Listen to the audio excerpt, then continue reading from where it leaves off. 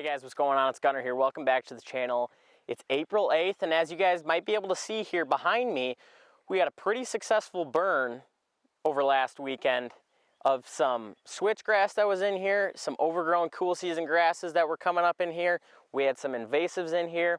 We had some black locust that we wanted to set back in here, and then just a lot of woody vegetation that was starting to come up that I wanted to reset and kind of ignite, for a lack of a better term, the habitat in this area. And now a little bit of a backstory on this area. I've talked about it multiple times in different videos. We're right on top of where I planted all of those chestnuts, all of those fruit trees, all of those dogwoods, and all of those conifers as well. So this was an area we just grazed for cattle for many years. And now we're not having cattle in this area of the pasture anymore. So it's just been sitting dormant. It hasn't had any value. It hasn't had any use. And I hate wasting acreage when it comes to creating habitat. So this isn't an overly large portion of acreage here. This is maybe an acre and a half total, but we're making the most out of it by incorporating all different sorts of diversity and different habitat structures in here to create the best possible setup for big bucks. Now what I've got is I've got about 1/3 of an acre of a food plot. It's a fairly steep side hill, so I got to be careful when I go ahead and plant different varieties in here, right? I'm trying to keep a cover on it. As you guys might be able to see, I've got winter rye on it, pounded that last fall. So that's coming up very nicely. And actually when I came out here to shoot this video, I had 2 does standing in here feeding. So the deer are loving it already. But on top of that, I've got another about 1/3 of an acre strip of switchgrass buffering the ag field from this food plot and from the rest of the area down here. Now, we burned that off about a month ago, and that went extremely well also. So I'm excited to see how that cleans itself up and regenerates this summer as well. But on top of that, I had this fence line that hasn't been touched with virtually anything. It hasn't seen fire, at least in my lifetime, so 20 some years. And now what I wanted to accomplish is I just wanted to remove a lot of the thatch that was along this fence line and along this bottom fence line, and I wanted to regenerate and spark up that native seed bank that's been sitting dormant in here. So what's going to happen is when you have all of these grasses that are laying over and continually growing up every single year, you build up that thatch so there's not a lot of room for any competition to grow. So whatever's growing there is naturally suppressing whatever else may be present in that seed bank. So by running fire through here, we're ripping all of that off, and we're giving any different seed that is sitting dormant in that seed bank the opportunity to grow. So like I talk about when you're opening canopies, when you're timber harvesting, when you open those canopies, you have to analyze that forest floor and make sure you don't have an invasive problem that's already started that could get even worse once you open up that canopy and allow the sunlight in. So it's kind of the same concept when it comes to burning. If you have a bunch of grasses in here, as soon as you rip that off, you want to make sure that any invasives that pop up, that you eradicate them immediately, or else you're going to allow them to blossom and take off and be a headache for the future.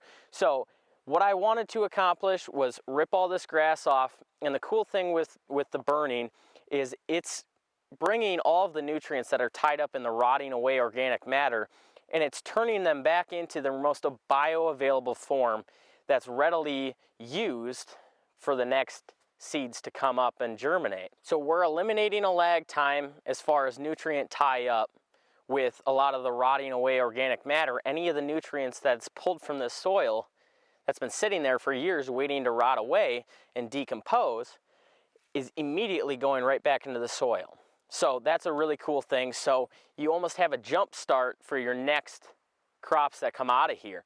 It's getting that jolt of 5, 10, 15 years of nutrients that have just been sitting there decomposing slowly. You're getting that immediate jolt of the nutrients going right back in, so you're going to get a flush of new growth in here. And now on top of that, we had a few invasives in here that were on the top side that I hadn't taken care of yet. And burning this grass, everybody knows that dry grass burns extremely hot and it burns fast. So keeping this under control is extremely important, but at the same time, keeping it hot enough when it runs through those invasives, because one was a honeysuckle and one was an autumn olive, and both of them were already starting to leaf out. So keeping that fire hot enough and in that area for long enough to kill those off was extremely important. So I think we accomplished that. If we didn't, I'll just go ahead and I'll kill them after the fact.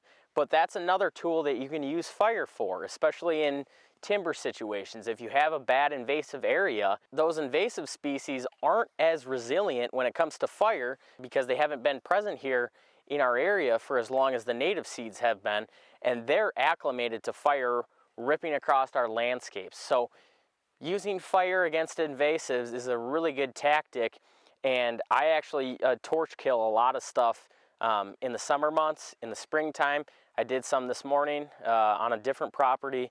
I went in there on some honeysuckle and I torch killed the base on a lot of those that were starting to green up and leaf out already. So that's an extremely effective way to kill a lot of invasives very quickly. Now, the way that we burned this was we took off the top first. So we had a southwest, slightly switching to a west wind at about 8 to 12 miles an hour, some gusts a little bit higher. And now what we did is we already had the top of switch ripped off, and I've got green rye growing in the ag field. So that's one of our barriers, right? That's a burn break. We also had the logging road that runs there, a lot of exposed bare dirt there as well. So that's another form of a burn break. And we're allowing this wind to push all the ashes and blow into our burn break back there. And what we used was a backing fire. So we started it on the far back side of our load, and we're slowly walking it into the wind. So that wind is pushing it back into everything that it's already burned off, so there's no fire load, and that fire can't take off on you and get out of hand.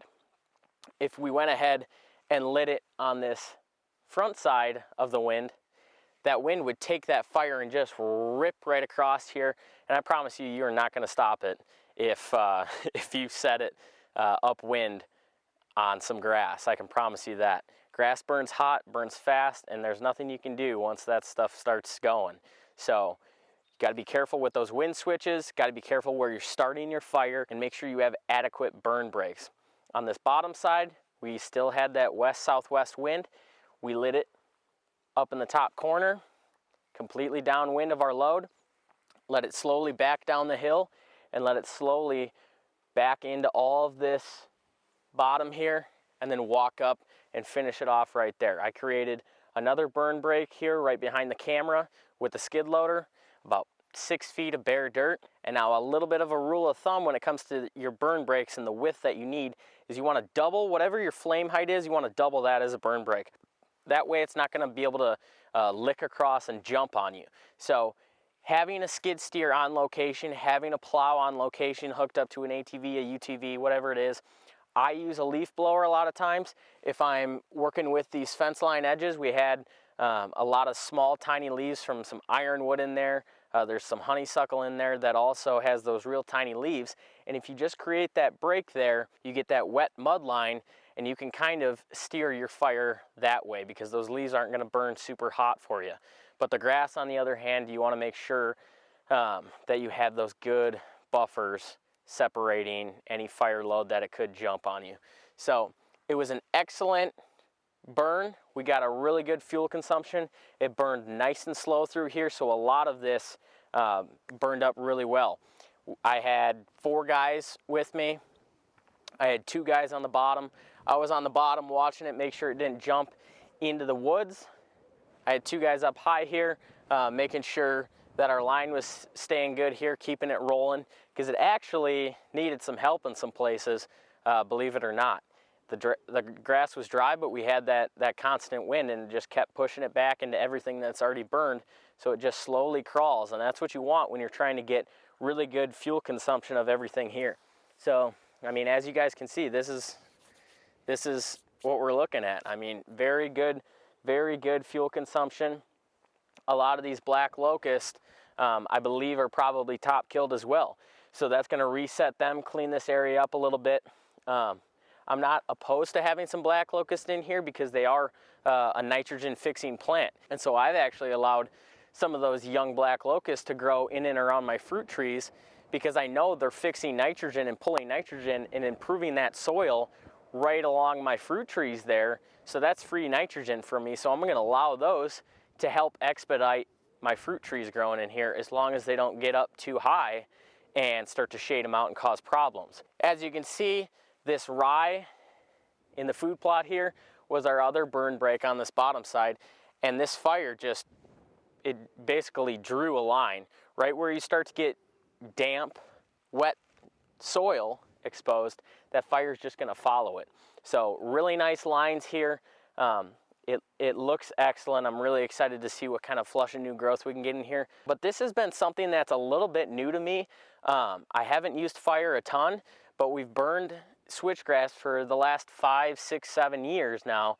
And so I'm starting to get more and more experience with it as far as burning the grasses. I still need to get dialed in as far as burning my timber because it's a little bit of a different animal as far as having enough fire load to carry fire through an area and getting it hot enough to effectively top kill invasives, for instance, or really stimulate that woody shrub regeneration. So some of the stuff that we're doing here this spring, a little bit of a background on what I'm going to do with this food plot.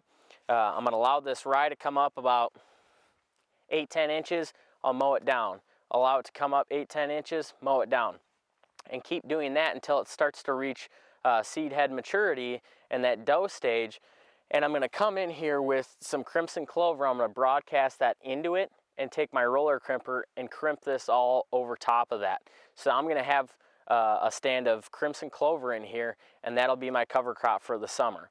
So exciting stuff.